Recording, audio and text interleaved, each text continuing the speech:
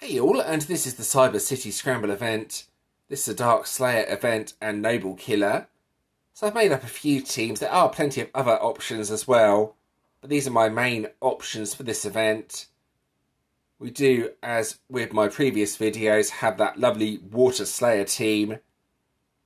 But I think what I'm going to start with is the team you can see here. This was basically just to level up the bosses, get those quick kills in. So here we go from left to right. Metaverse Masters, this card is used on pretty much every single team nowadays. Converts all power gems to dark, creates dark gems, and most importantly, gives the next heroes use their battle skill a 150% damage buff for one turn. The Freedom Fighters, this is the card I'm trying to boost up with Metaverse Masters. This has a bonus attack on the card. It says it deals 100% of the main attack, but with Battle Boost it's actually 500%, making this a very good card, even considering how old it is. Striped Sovereigns.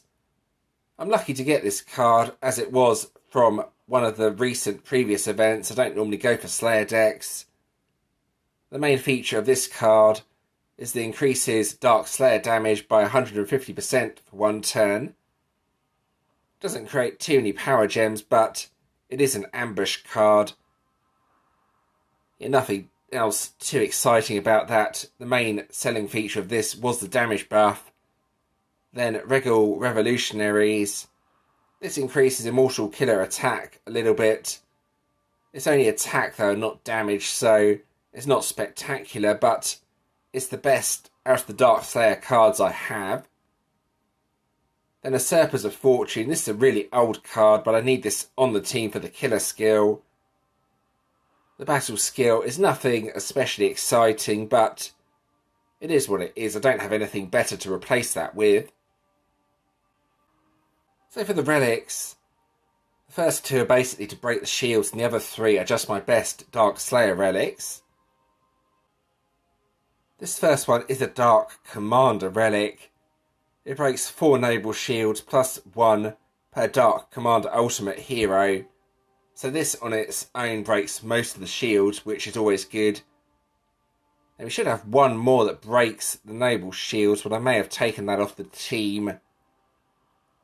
Doesn't really matter too much though, as I'm not hitting the Umbral bosses with this. Oh, there it is at the end. I could probably swap that out actually for a better relic, as this is only really for Carillium or lower.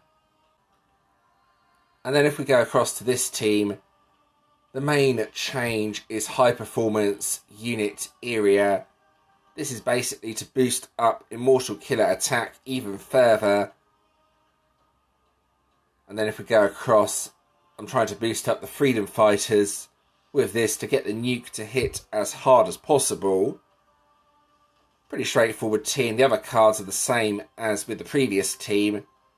The only problem when using area is you have to wait 2 turns before the enemy does an attack, before you can get supercharged up. Then I believe the relics are exactly the same as the previous team, so nothing really to talk about there. Then if we scroll across to the team you can see here, it's basically a variant of the Dark team except in water. So High Performance Unit Area, again to get the supercharge buff up, but this time I'm trying to buff up a water card. Now Holiday Saints, this is a really good card still. The next hero, or should I say next water hero, to use their battle skill gets a 500% damage buff. Then combined with Metaverse Masters, the next hero gets a 150% damage buff. Both buffs stack, and then Sovereigns of the Dance gets all of that, plus it increases its own damage by 300%. So all of that stacked together, plus the boost from High Performance Unit Area, and you end up doing massive damage, even though it's not a Fire Slayer event. And then Phantoms Unseen. This is the card for the killer skill that I have out of my older cards. It's worth noting it does have that Bloody Mary skill, so it can fill the board with power gems, creates 30 water power gem IVs. So that effectively would convert the gems as well. But that's something you can try with Metaverse Masters, but it will be really slow if you want to try and get it to work 3 times.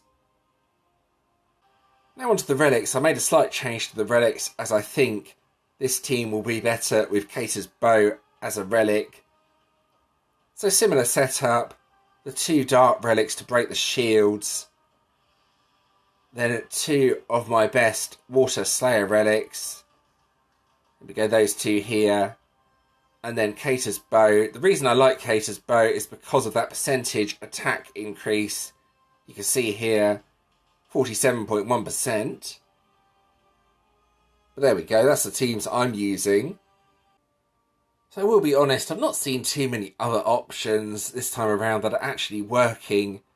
You can try Santa on the team though, since it's a Noble Killer event. This has that massive increased Noble Killer attack.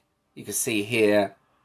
You may need another card though, so you have enough water gems. So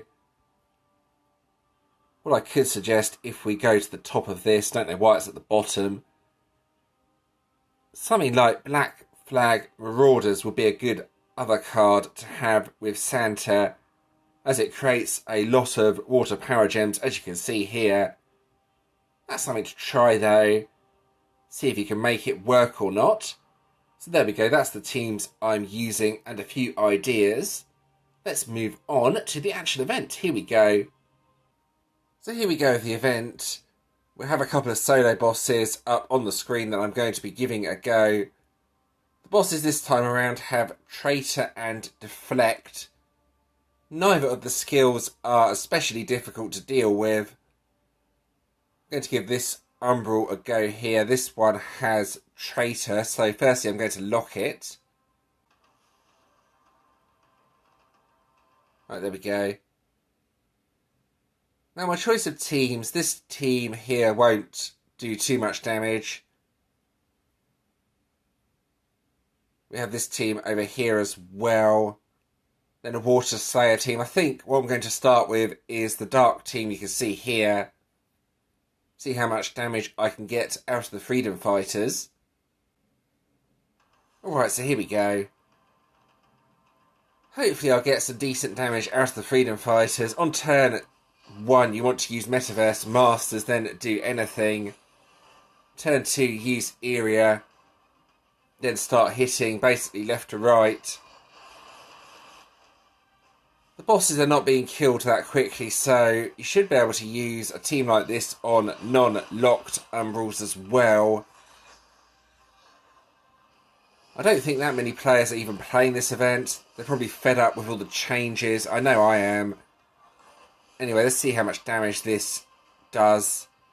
So you can see 1.7Q, then the bonus attack afterwards. Not massive damage, but it does chip down the health. I'm going to see how this compares to my water team though. I think my water team may do more damage than this, which is kind of funny really. Our water team is so overpowered. Easily the most powerful Slayer team I have and am likely to get for a long time. Anyway, let's go ahead and hit this once more, and I think what I'll do after this is quit out, since I don't want to spend too long on each team. Plus I'm going to need to rally the boss anyway to finish it off, since my teams don't do that much damage. There we go, you can see the nuke hitting again. The nuke's probably doing around 8 to 9Q, I would have thought, so we need to see how much damage my water team is doing in comparison. Right, so here is the team. You've seen this in the first part of the video. Let's go ahead and hit the boss. Right, so very similar strategy as to what I did with the previous team. Turn 0, use Metaverse Masters, then next turn use High Performance Unit Area, then start at the middle, then go 4-5-1, I think is the best way to use this team. Let's see, it needs to do over 8 to 9 Q in order to make this more worthwhile than my dark team. Keep an eye on the card on the far right. There's a couple of loose power, one loose power gem, so this will do a bit more damage. So aiming for 17Q. Oh, it's done over that. It's done 18.5Q. So with the one loose power gem, the dark team would have thought around 10 to 11Q. So this is doing more damage, meaning I should probably just use my water team for this event rather than my dark team. Kind of weird. It's a bit strange using the water team for every single event, but it's my best hitting team, so I might as well use it. I'll hit it once more than quit out, I think. The other thing to take note is that the whole board will be filled with power gems the third time I use Phantoms Unseen, so I think what I'll do is do one more attack after this, then quit out just to see that in action. Right, how much? Well, that was a good hit. 21.1Q. That's a very good hit. Yeah, this is smashing my dark team to pieces. Kind of comical. I don't know how much damage this will do now when the board fills with power gems, but we're about to find out. It might actually do less damage, since there's not as many loose power gems as with this team, but we will see. Let's try it and find out. Here we go. This should be fun. Should be interesting at the very least. Here we go. Full board of power gems, all going to crush together. Maybe I need to consider changing the order. Yeah, when the whole board fills with power gems, even though the power gems are higher value, there's nothing loose, and as such, the damage is not that good. 15Q just under. Anyway, that gives an idea for what my teams can do to the solo bosses. I'm going to stick with my water team though for any locked bosses. I won't be playing this event that much either, so it doesn't matter too much. But it is nice that I can kill my own umbrals. So most of you have probably already seen, but it is a special event this time around, and we do have these special bosses. I'm also doing quite well. I've killed 2 umbral bosses and 1 radiant so far, and I'm currently 63rd in Legends. From just killing 3 bosses. I don't think anyone's even playing this event by the looks of it. Everyone is fed up with all the nonsense that's going on. Kind of how I feel as well. I'm still playing, but I probably won't play this event too much. See if I could just stay in Legends. But yeah, it would be quite funny if I ended up getting global by using a Water Slayer team and hardly even playing the event. But this dark team here is pretty useful for dealing with these bosses. So here we go. Right. So this is just left to right, basically. A very straightforward and easy team to use. I may make a water variant as well, since it's going to be a bit more powerful, but this is doing the job. The bonus attack, well, it doesn't even need the bonus attack, but the bonus attack would kill the dark variant of this boss, since that's the hardest one for a dark team. Then you get the egg crates. They contain various eggs. Now I recommend leaving these up for around, say, 3 to 5 minutes before killing them. Just give your guildmates a chance to tag the boss before you kill it. That way no one misses out on those lovely, or should I say not so lovely, eggs. As we're now going to talk about the next part, which is the Cyber City Scramble part that you can see here. So why did I say it's not so lovely? Well, normally we get a free egg sent to the mailbox, but this time you have to basically pay for anything to do with this. You can see here all of the eggs are greyed out, so unless I either purchase an egg myself or get someone to give me an egg gift, I'm not going to be able to participate in this at all. Thank you very much, devs. That's very kind of you. Nothing for free. Yeah, enough said about that, the better, I think. But that's the way this game is going. They want you to pay for absolutely everything, and I just say, no, don't bother. Unless you really want this warden. It is a dark warden. Panic, armour, and countdown. All three of those skills are relatively easy to deal with. And in all honesty, you're going to need to get this up to 6 pink stars before it's really of any effectiveness. So unless you want to play this event at an absolutely insane level, or just do constant frenzy after frenzy, you're not going to get this up to 6 pink stars. So yeah, that's something I'm just going to ignore, I think. Right, I think it's time to start collecting some of these event rewards. Here we have something for your GVG defense. Hammers are pretty useless. The only items that are semi-useful here are the gold legend trials coins you can see, and maybe the core at the bottom. So yeah, and the silver tokens, I forgot about those, they're pretty good. Let's go ahead and claim all of this.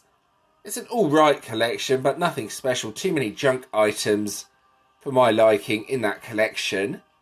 But there we go, it's been claimed now anyway.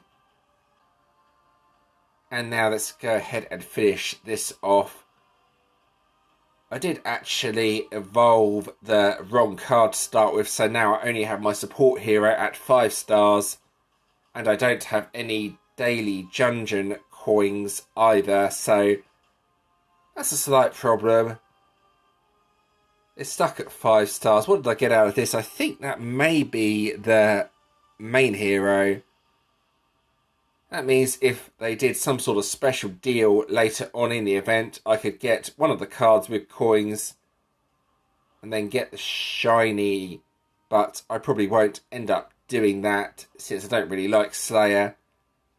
But yeah, that's something I could do if they somehow did some sort of special later on which gives you either an Ultra or a Master Hero for I think 3,000 or 4,000 gems. Right, so over to the news feed. We have the spring sale to start with. The free ultimate hero. They obviously want players to actually play this game. I think a lot of players have quit, so yeah, they're going to start giving away free stuff to get players to play again, maybe? That's my thought anyway about the free ultimate hero. Then the event gift eligibility update. Yeah, this is not as good as it first appears. There's not really big changes. If you change guilds mid-event, you can still get gifts. If you change guilds after the event, you cannot. So yeah, basically you're locked to whichever guild you finish the event on. What's annoying me about this though is that you can't collect Guild Supremacy rewards mid-event anymore. I will show you what that means if we go over to here. For some reason it's saying I'm ineligible for guild collection gifts. I don't really know why that is. I haven't even changed guilds this event yet. That's a bit strange. Read it carefully though. These gifts can be claimed by the guild leader after the event has ended and sent to any eligible guild member after the event has ended. Yeah, that's a bad change. I liked getting these mid-event.